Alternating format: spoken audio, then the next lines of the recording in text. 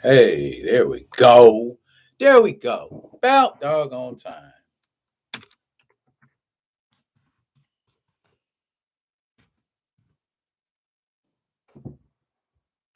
All righty then. Man, it is almost 10 after. Uh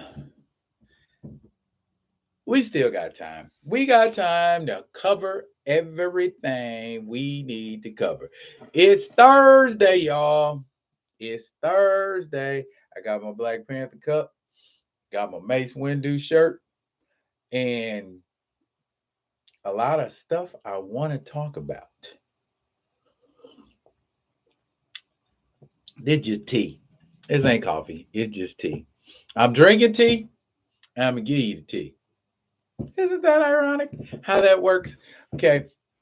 If you are new to the page, I just want to say, just give you like a real brief synopsis of what we do over here at Be Real with D Real. I kind of specialize in edutainment, and it's entertainment and it's educational. And as I describe it in my comment section, or rather in my description section, um, Sesame Street for adults. Because there are a lot of adults out here um, who don't understand certain things, and they need some kind of education. You know what I mean? And when I say educate, I don't mean that in no disrespectful way. If that makes sense. Um, a lot of times there are things we don't know, and a lot of other times we look at things from only one perspective. Why do we do that? Why do we look at things? Um, Man, I like rubbing my eyeballs. I'm weird like that. It's just I don't know what it is. It feels good when I rub my eyeballs. Call me weird. Call me weird. Um, a lot of things I want to talk about. Just like if y'all follow me on Facebook and y'all follow me on Instagram, and Twitter, then you saw what the subject matter is going to be for today. It's about 2:10, and I got a bunch of stuff that I want to touch on. As y'all kind of step into the room, why don't you announce yourself, say what's happening? As far as comments go, they there's only 1 second. 1 second in between comments. So y'all can fire them comments in there, rapid fire, do what you do. I'm here for you. You can be in here and say something. You can just, stick your head in here and say hi. I would like for you to say hi. I think these go towards subscriptions. So, as always, my man D Steezel is in the building. We are going to have to get a prize for you, bruh, because you show up to all the lives. And I appreciate that. I appreciate you, D. I appreciate you. I appreciate you. I appreciate you. Yes, you made it. Boy, did you ever make it. Now, you definitely want to be on board for this, bro, because I'm gonna be talking a lot of talk about some talking. And this is my tea in my Black Panther cup. Okay. I have tea. So now we're gonna get to the tea. Okay. First, we're gonna deal with the nerd stuff, and then we're gonna deal with the sensitive stuff. All right. First up, last night, the penultimate chapter of the What If series on Disney Plus. Basically, that episode was, if you saw Age of Ultron, um, you cool with Stan Lee, no prize. You are OG simply because you said that. Not a lot of people know what a no prize is, but so be it then. D Steezel, you get to Be Real with D Real, no prize for showing up all the time. Appreciate you hugely. Anywho, though, like I was saying about the episode of What if you watch the Age of Ultron, you know that it's an Ultron based episode, and a lot of things happened in that episode that didn't happen in the movie. Like, for instance, Ultron got that vision body. Ultron got a hold of that Mind Stone. Ultron got a hold of the rest of the Infinity Stones. Ultron put it on the entire universe. Ultimately, the part that made that episode great was Ultron. Yeah, I love that ep too. Ultron breaking the fourth wall and noticing the Watcher.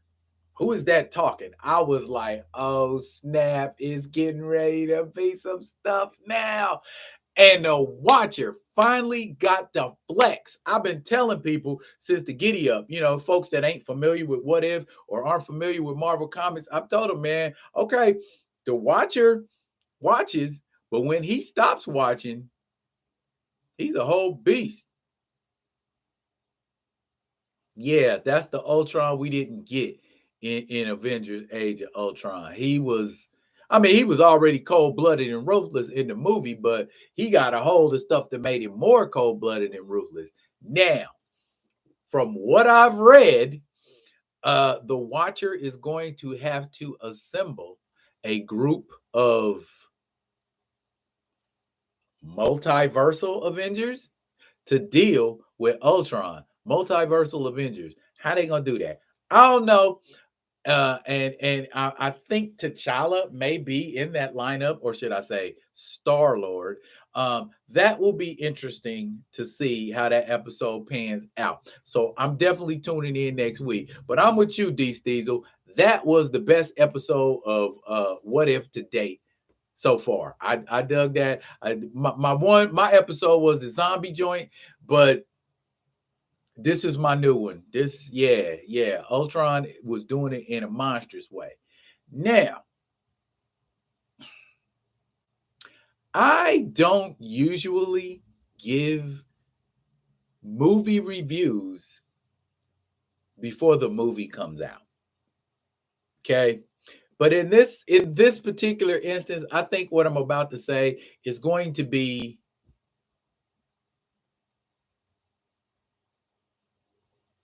don't know why Tony Stark created him. Tony Stark created him, as you will recall, D Diesel. Yeah, I'm gonna pause for a second.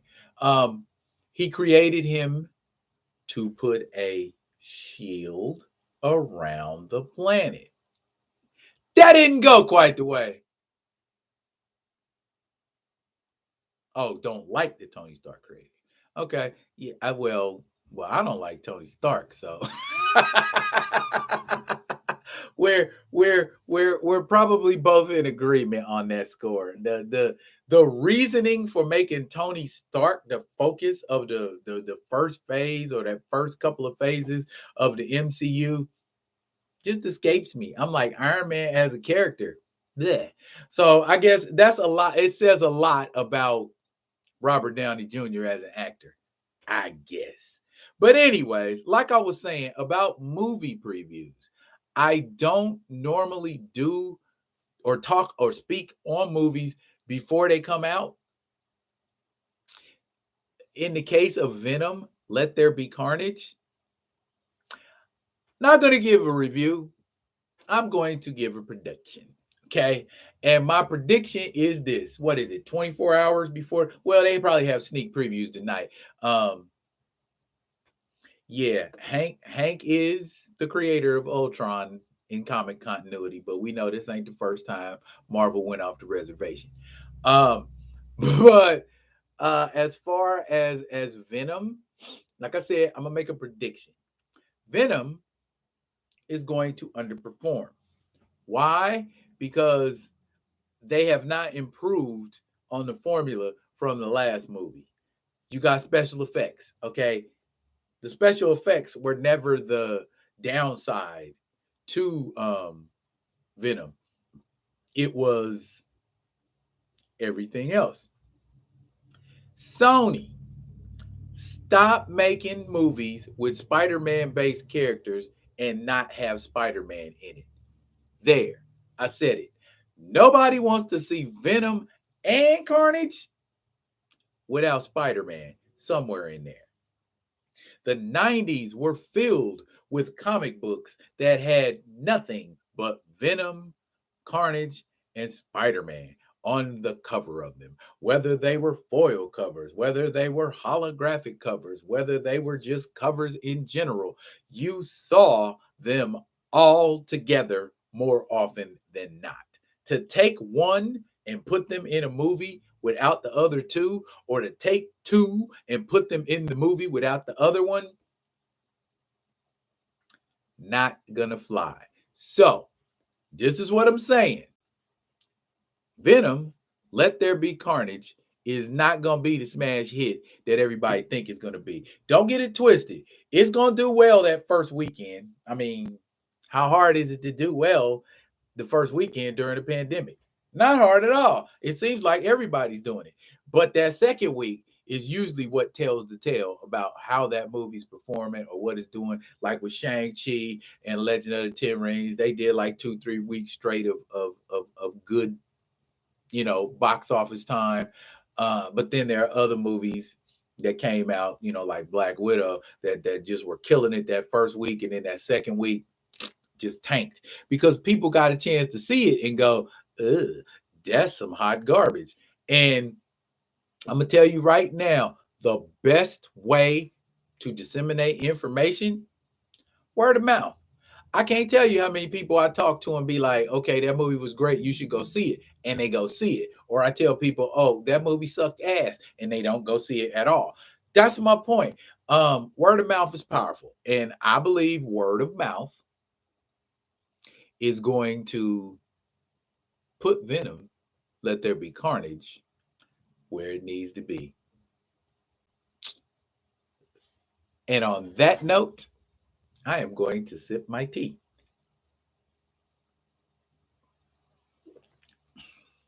Try not to be noisy when I'm sipping stuff because people always tell me when I eat or drink, I'm really noisy. But whatever. Okay. On to the sensitive stuff. Now, this is what I'm gonna tell you. Everybody that's in here, all three of you. I don't pull my punches when it comes to public issues and public opinions. Oh, hey, babe, you in here? Hello. Gabby Petito. Okay. If you don't know who that is, Gabby Petito is a 22-year-old white woman who went on a road trip with her boyfriend. They got to the Grand Tetons up in Oregon. She turned up dead, and her boyfriend turned up at home. Had to give you the Captain America chin for that one. Fool, don't you know you're the prime suspect? Why? And they can't catch up with this cat to ask him some questions. You kind of telling on yourself, pimping. My issue is not with that man not being available for question. My issue is not, while tragic, it's tragic that Gabby Petito is no longer with us. My issue is Patrice O'Neal, missing white woman syndrome. What am I talking about? Okay, I'll break it down for you real quick. Okay, there's a comedian. He's no longer with us. Rest in power, Patrice. Patrice O'Neal, amazingly funny comedian. And he does a routine where he talks about how beautiful white women are and the beauty of a white woman being based on how long people will search for this white woman when she comes up missing.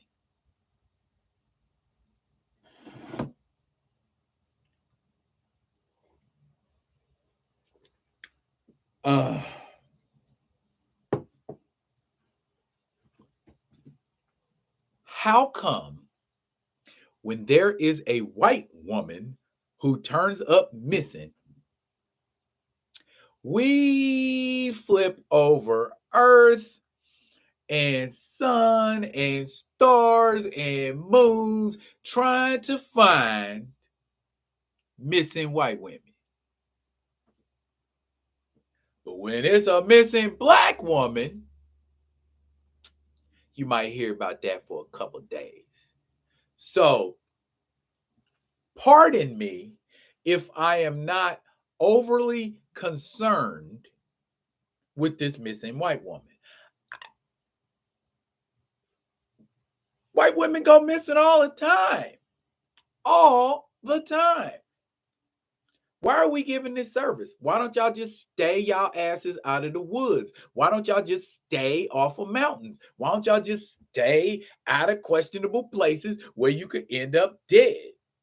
Natalie Holloway, there's been lots of them. We had like 3 or 4 here in Alaska. I know it was a gal, and I'm not saying anything bad about her, and y'all know who she is. She worked at a coffee stand, and she went missing, and folks was going ham trying to find this little white woman. And like I said, people getting killed is tragic. But when black girls go missing, we don't launch no national search. We don't send out the bloodhounds and all of that stuff when it's a black woman missing. Why?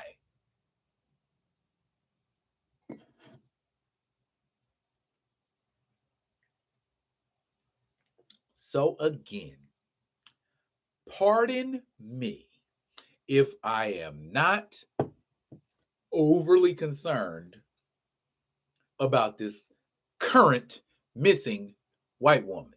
Why don't y'all go somewhere with a couple people? You remember? I remember it was a black woman. She was hanging out with a bunch of white people, and they were like having a pajama party, and she turned up dead at the pajama party. Where's she at? Why we ain't talking about her right now? Did the person who did something to her get convicted? What went down with that? We never.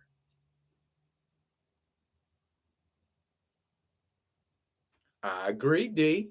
It should be a nationwide or statewide manhunt launched no matter what the color. We should be searching in the woods and turning over rocks and looking up in trees for any woman, no matter what color she is. So you need to understand, when you put all of your focus on white women, you cutting out the rest of the country. That makes sense? So we're like, oh, so we can launch searches for white women, but we can't launch searches or not even women. It's a young black man missing right now, and ain't nobody saying nothing about it.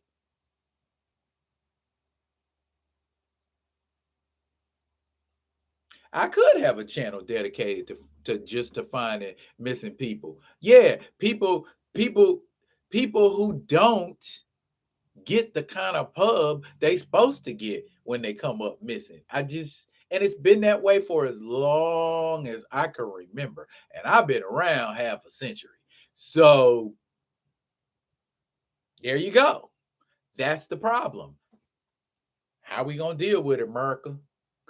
Notice I said America because that's who the problem lies with.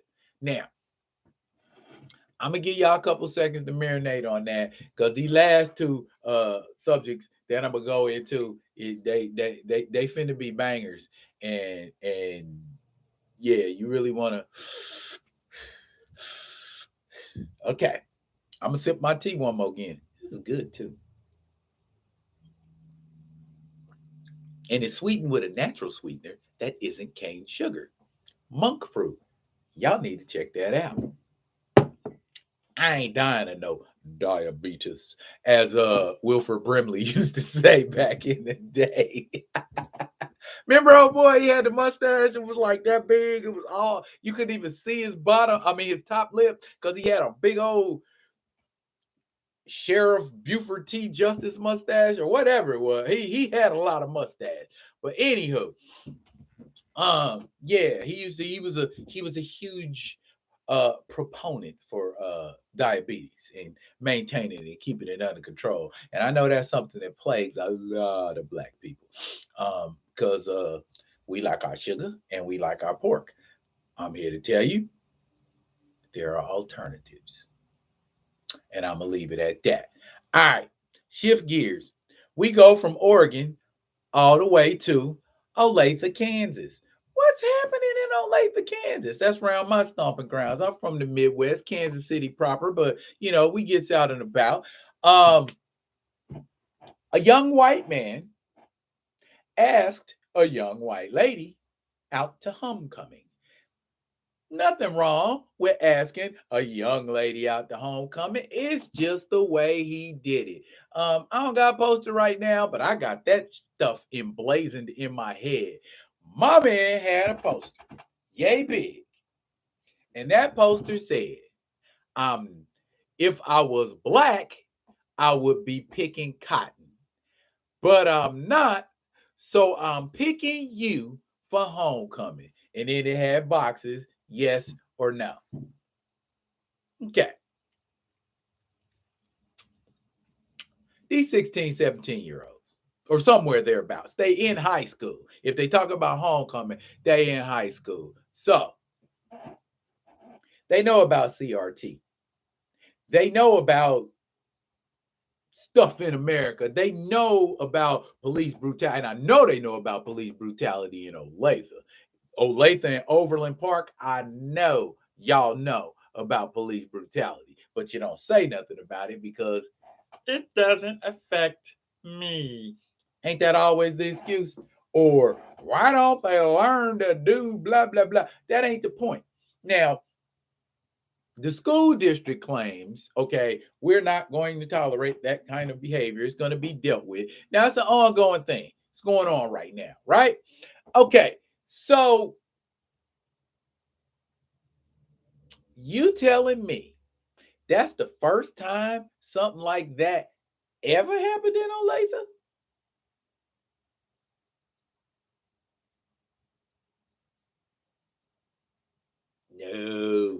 No, sir. Okay, let me give you a little background and let me give you a little insight about your man D Real. Born and raised in the Midwest, okay?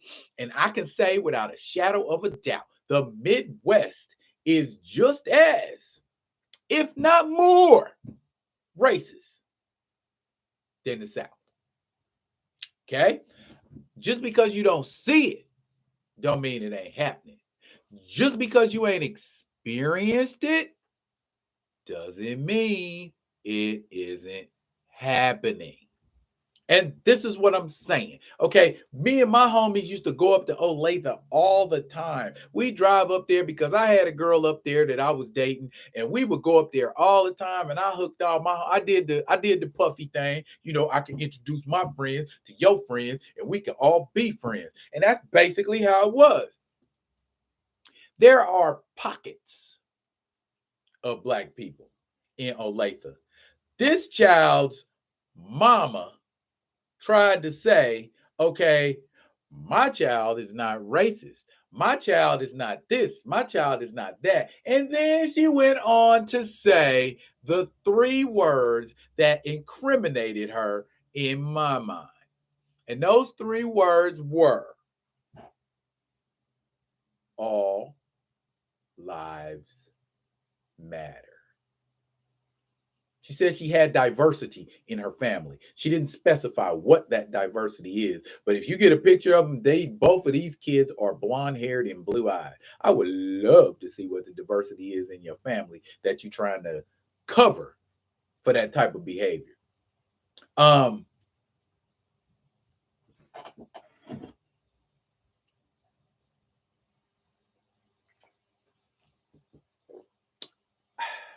Woo. Okay. So if you're going to throw out the All Lives Matter card, that tells me two things. Number one, all lives don't matter to you. And number two, you might just be a tad bit racist. And racist might not be the right word. Prejudice, discriminatory, because if that is clearly a black issue, or a white issue with folks that have issues with black people. Why are we bringing black people into it? Also, the newspaper article goes on to say that the parent of the daughter thinks a black kid made that poster. I can tell you right now, ain't no black kid in Olathe made no poster like that. And if they did, I will be super shocked, and their parents need to be beat with a wet rope. If they did, I am shocked and appalled if a black person made that poster and don't understand. Because I know that them millennials, and I hate to generalize, but they more or less are kind of like, if I can't see it, I ain't gonna trip on it. But if y'all blatant with it, I will put those hands on you. That's how they are. It's the blatant, it's the subliminal, it's that kind of prejudice, discrimination, and racism that undermines the country. That blatant racism, the lynching and the N word and picking cotton and all that kind of stuff, that blatant stuff, that's not what you need to be overly concerned about. What you need to be overly concerned about is stuff that doesn't get addressed. The stuff that's out there in the open for everybody to see is problematic, but it's not as problematic as that stealthy, underhanded stuff. And down in the South and in a lot of places in the Midwest, they ain't underhanded and stealthy with their racism, but there is underhanded, stealthy racism in those regions. And that's about where I am with that. The story is still developing. They haven't decided what they're gonna do about these kids because it just happened last week, and homecoming hasn't happened yet. I wouldn't let them go to homecoming. That's just me. That's how I would resolve that. Okay, y'all can go down to the Hardee's and eat for homecoming. Y'all can put on your nice clothes and you can go to Cracker Barrel. Anyway, final subject of the afternoon for Thursday Live. Robert Sylvester Kelly. Okay, now I'm not tripping on Robert Sylvester Kelly like y'all tripping on Robert Sylvester Kelly. Here's my thing, because all of the stuff that done went on with him, it was in the news. It was talked about. There's nothing else to have a conversation about except, why can't Robert Kelly play the mental issue card, the mental health problem card? Isn't someone being a pedophile? Isn't that a mental? Well, these people that want to make pedophiles a sexual orientation don't think so. But last time I checked, it was in the DSM-4. It's a thing, pedophilia. So why aren't we addressing it from that aspect? We know the man got a problem since 92. He was having sex with a 14-year-old girl and married her when she was 15. He produced a song on her album called Age Ain't Nothing But a Number. He went on to make another song called Seems Like You're Ready. Okay. I'll tell you, the moment I was 150% sure R. Kelly had issues, the interview. Now, not the interview with Gayle King, the interview with Teray back in the 2000s. Y'all remember what that Negro said? Teray asked that brother point blank. It's been said by people who work close to you. It's been said by your brother.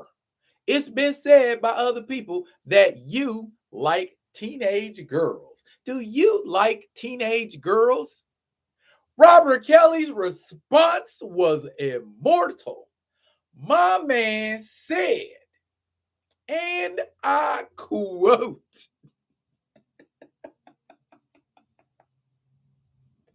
When you say teenage girl, how young are we talking?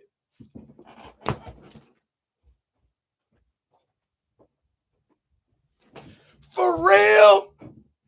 For real? That's your answer. You sure you don't want to call in a lifeline? You sure you don't want to ask somebody for some help? That's your final answer, my dude? That was the moment I knew. We need to get that man some help. We need to do something for that man. Okay. And people are arguing and screaming and crying about the charges. That's why they put racketeering in there. You don't understand that? That's a lawyer thing. Okay. I go from sexual exploitation because racketeering carries a bigger sentence. Got to know how lawyers play. I ain't no lawyer, but I understand how lawyers work. Okay. And by definition, sexual trafficking is not what R. Kelly was doing specifically. Okay. Let me read you the definition of sexual trafficking and listen to the wording. The act or practice of. Act or practice. That means whether you done it one time or whether you done it 15 times. Shame on you. The act or practice of illegally transporting people from one country or area to another for the purpose of sexual exploitation. For the most part, Robert Kelly didn't do that. He had people do that for him. And that is why the lawyers came back with a charge of racketeering, because racketeering is operating a criminal enterprise. If you're doing something illegal and you got other people involved in what you're doing illegally, you can be accused of racketeering. Good thinking, lawyers, for covering all your bases. But that's what that was. That's why he got what he got. Okay? It ain't about, you know, the misconduct. It ain't just, rather, I should say, it ain't just about the misconduct nature of that. It's also about other people being involved. Because make no mistake, R. Kelly ain't do all that stuff by himself. Do people think R. Kelly was like he was just Bill Cosby and dropping pills in chick stuff and doing, he wasn't doing that. He was having chicks being brought to him. You know what they should have charged him with? You know what they should have charged R. Kelly with? Pimping and pandering. But you know what? That don't carry as big a charge as racketeering.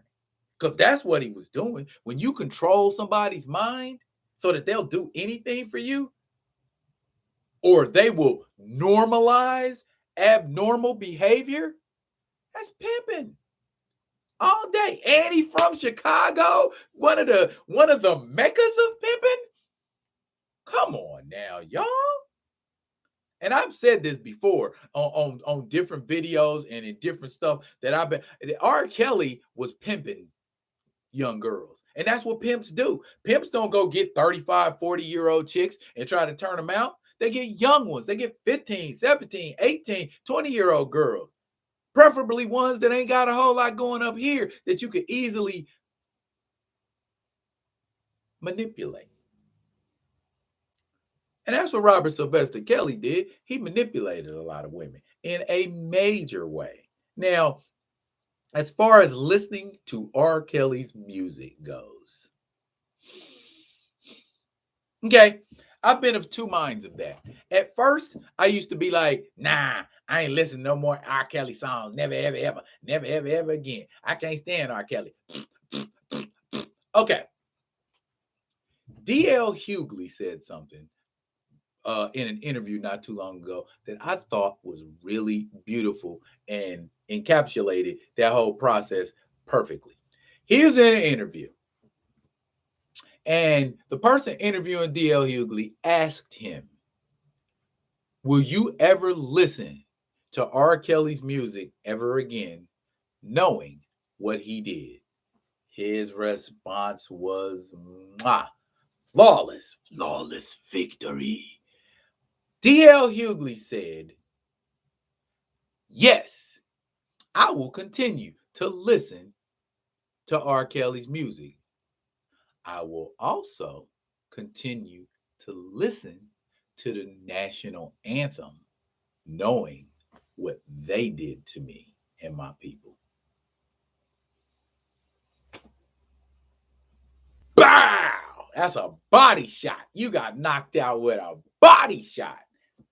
Good looking on you, DL. That's exactly because that's those are the kind of things you got to bring attention to when those kind of questions and issues get put out in your face. All right. I know normally we're supposed to do nerd stuff over here, but I can't sit and being remiss knowing there are things like this going on and ain't nobody saying nothing about it. Nerds know what's going on. Blurs know what's going on. Everybody knows what's going on with R. Kelly, Gabby Petito, and maybe to a lesser degree, this Olathe homecoming thing. So I don't think I'm saying anything that's out of pocket. It's edutainment. I'm teaching and y'all learning. So your man's doing his job. All right. What y'all think? Did it do okay? Did I offend some people? Because I noticed the numbers was going up and down, up and down, up and down. Some people in here, they're like, I don't want to hear this, So I get it. It is what it is.